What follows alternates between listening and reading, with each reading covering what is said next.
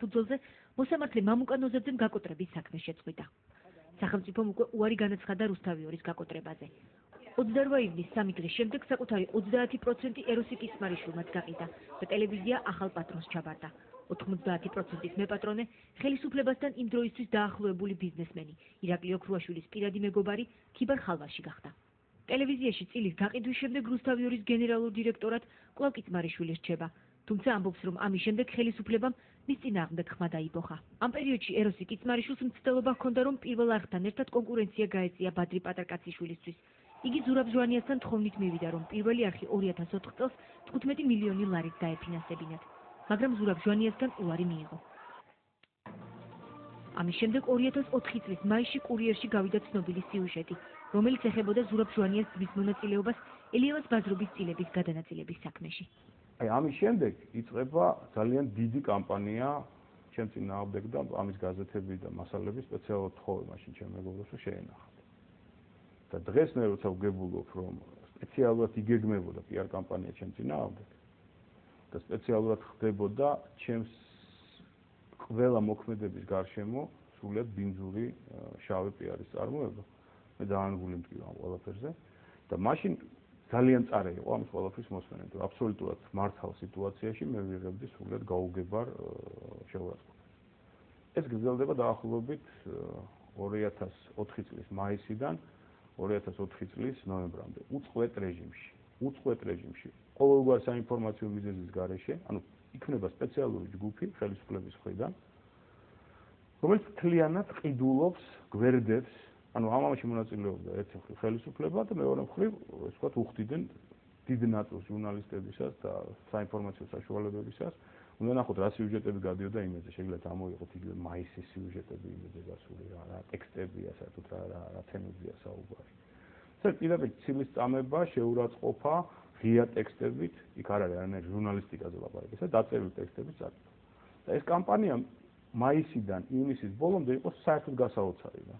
არ დარჩენილა არც ერთი დღე, რომ 4-5 გაზეთი არ გამოსულიყო headline-ით ჩემთან დაკავშირებით. ეროსი კიცმარიშვილი ამ კამპანიის შემდეგ რუსთავი 2-საც სტოვებს და საქართველოსაც. ეროსი კიცმარიშვილს ხელისუფლების წარმომადგენლები მოკლედ პასუხობენ, რომ მისი განცხადებები უკავშირდება მისივე პოზიციების დაკარგვას ხელისუფლებაში.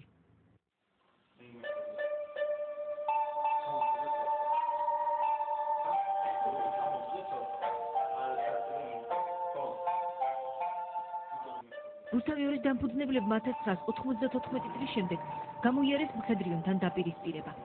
დაპირისპირება შევარდნაძეს ხელისუფლებასთან. სასამართლოები უშიშროების სამინისტროს შეჭრა. უშიშროების გამოდის რამდენი წარმომადგენელი იქნებ, ვინმე მიცით რატომ მოხვედით. გიორგი სანაიას მკვლელობა. მიაღწიეს წარმატებებს მედია ბიზნესში. 10 წლის თავზე კი ტელევიზია დატოვეს. ჩვენ 10 წლის განმავლობაში ომის რეჟიმში ვიყავით და როცა გვეგონა რომ ეხა დავისვენეთ ამოვისუნთქეთ, ხო მივიღე კიდევ უფრო დიდი ომი. ეროსი კიცმარიშვილის წასვლის შემდეგ ტელევიზიაში ქიბარ ხალვაში გამოჩნდა. ეს ქიბარ ხალვაში ყვება თუ როგორ იყიდა რუსთავი 2. ხელისუფლებიდან დამიკავშირდა ხალხი, ამთხოვენ რომ ხომ არ მაინტერესებდა, ხომ არ დავკარდებოდი ამ ბიზნესით. შემდეგ ხალხმიხილე იქ წინადადება თავისი მხარეებით, მიმზიდველობით, უარყოფითი ნიშნებით და ასე შემდეგ და გადავწყვიტე, მივიღე დადებითი გადაწყვეტილება, რომ დამეწყო საქმიანობა და დავუკარგულიყო მედია ბიზნესით. შევხვდი მხარეებს, წინადადება მოდიოდა იმათი მხრიდან და აპირებდნენ გაყიდვას, მიზეზი არ ვიცი რა იყო და რამ გამოიწვია ის, რომ იმ ხალხმა გადაწყვიტა ამ ბიზნესის თქვათ მოშორება და რაღაც სხვა საქმიანობა წავიდა. მე წილები შევისყიდე. ქიბარ ხალვაშის ადვოკატებმა მოგვიანებით განაცხადეს იმ თანხის შესახებ, რომელიც მან ტელევიზიაში გადაიხადა. ბატონ ქიბარ ხალვაშმა ტელეკომპანია რუსთავი 2-ის 30%-იანი წილი შეიწყიდა ბატონი კიცმარიშვილისაგან და მას გადაუხადა 6 მილიონი დოლარის ექვივალენტი ლარებში. ეროსი კიცმარიშვილი ქიბარ ხალვაშს და მის ადვოკატს არ ეთანხმება. ამ თანხებთან დაკავშირებით, საერთოდ ყველაფერ ამ ისტორიასთან დაკავშირებით, მე შემიძლია ამ წუთისთვის მე მზად ვარ გითხრათ ერთი რაღაც, რომ ქიბარი ამ ისტორიაში არაფერ შუაში არ არის. არც ერთი თეთრი ქიბარს არავისთვის არ გადაუხდი. და ქაღალდზე დაფიქსირებულია 50,000 ლარად რუსთავი 2 შეძენა. ქიბარს ჩემთვის ფული არ გადაუხდი.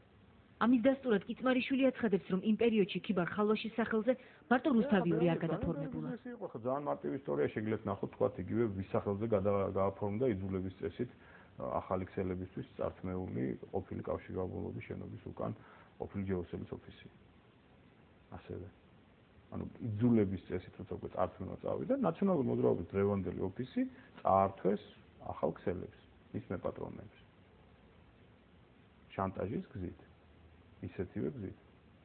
ქიბარ ხალვაში აცხადებს, რომ ტელევიზიის საქმიანობაში ხელისუფლებისაგან ჩარევები ხშირად ხდებოდა და კონკრეტულ მაგალითებს იხსენებს. ესეთი მაგალითი იყო ცნობილი საქმე მოჭიდავეების, როდესაც მიმდინარეობდა ვთქვათ აქცია ქუჩაში, უშუალოდ პრეზიდენტისაგან და პრეზიდენტის ადმინისტრაციისაგან, გიგი გულავასაგან მივიღე შენიშვნა თუ რატომ მიმდინარეობდა ვთქვათ ასე ვთქვათ ეგრეთ წოდებულ ლაივში ამ აქციის ჩვენება.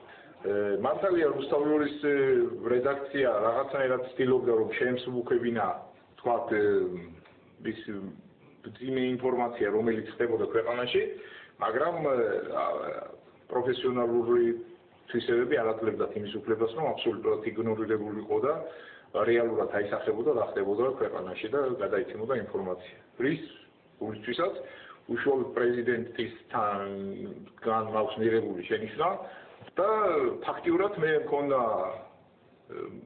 სამსახურში ბარდაკი და ვიყავი ქვეყნის წევრი. გიორგი არველაძის მეშვეობით ყურზე ამბის მიტანით და ის რომ მე არ მექვემდებარებიან და არ მემორჩილებიან და ჩემს დავალებას არ ასრულებდნენ, იყო მუდმივი წუწუნი და საჩივარი თვითონ რუსთავიორის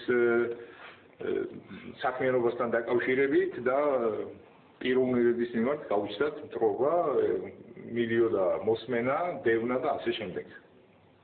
ამ ჟურნალისტების და ვთქვათ ადმინისტრაციის. 2006 წლის ზაფხულში პრეზიდენტმა მითხრა უშუალოდ რომ უნდა შემეცვალა დირექტორი. რადგან მე წინააღმდეგო გავუწიე ეს პროცესი გაგრძელდა დაახლოებით 3 თვით, რაც ბოლოს იმით დამთავრდა რომ ნიკა ტაბატაძეს იმისათვის რომ ეს კონფლიქტი ჩამიქრო, თხოვე რომ უნდა გადადგარიყო. და დასასრულიყო სამსახური. ნიკა ტაბატაძე დასასვენებლად იყო წასული ამ პერიოდში, აგვისტო იყო. ამის შემდეგ ჩემი განცხადების შემდეგ ალბათ ადამიანმა უარყოფითად მიიღო, მასთან კარგი ურთიერთობა მქონდა. უარყოფითად მიიღო, დასასვენებლად წავიდა, მოითხოვა პერიოდი და ეს ამბავი გახმოვდა სანამ ტაბატაძე დაბრუნდებოდა თბილისში. მეც ამ პერიოდში ვიყოფოდი უშუალოდ დასასვენებლად. დაახლოებით 2006 წლის 15-დან 15-16 აგვისტოს უშუალოდ დამიკავშირდა პრეზიდენტი და მითხრა რომ ჩემს მიერ მოწყობილ ვაქხანალიას და ბარდაკი მე უნდა დამელაგებინა და რუსთავიორის კოლექტივი, ჟურნალისტთა კოლექტივი დამერწმუნებინა იმაში, რომ ბოიკოტი არ გამოეცხადებინათ ნიკა ტაბატაძის სამსახურიდან გადაყენების შესახებ. ამისათვის პირადად გამოგზავნა ერთ-ერთი კომპანიის თვითმფრინავი და მე ჩამოვედი დასასვენებელი ადგილიდან თბილისში, შევხვდი რუსთავიორის კოლექტივს, ვთხოვე რომ ეგ პროცესები გადაგვედო ცოტა ხნით შემდეგ, გადაწყვეტილება ცოტა უფრო გვიან მიგვეღო ამასთან დაკავშირებით. აუხსენი ზედარგოლს თუ რაში იყო პრობლემა, არ მოგვეცემოდა იმის საშუალებით საერთოდ ვიმუშაოთ და ასე შემდეგ. რადგან მე კოლექტივი დავითანხმე და 2 წლის შემდეგ ისევ იგივე თვითმფრინავი დავაბრუნეს ჩემი დასვენების ადგილას. ოქრუაშვილის პოლიტიკიდან წასვლის დღეს ქიბარ ხალვაშმა წილი დათმო. 2006 წლის ნოემბრის მოვლენებით, როდესაც ოქრუაშვილმა გამოაცხადა, რომ ის გადადგა ეკონომიკის მინისტრობის თანამდებობიდან, იგივე დღეს ჰქონდა პრეზიდენტისგან მოწვევა, რომ უნდა ისულიყო კანცელარიაში თავისთან კაბინეტში სალაპარაკოდ. და ასე მხოლოდ რომ გზად შევეულო არველაძესთან. როდესაც შევიარე არველაძესთან, არველაძე მითხრა, რომ ჩვენ გადავწყვიტეთ, რომ შენ ბეჟუაშვილი და ვიღაც პიროვნება, X პიროვნება იქნებით ფლობელები კომპანიების და ჩვენს ალიანსში ტელეკომპანიის გაერთიანებაში შემოვიდოდა მესამე კომპანია, პირველი სტერეო შემოსვლის შემდეგ. მე ვუთხარი რომ მათემატიკაში ალბათ დაამჭირდათ, იმიტომ რომ პირველი სტერეოს შემოსვლის შემთხვევაში წილების გადანაწილება არ იძლებოდა იმის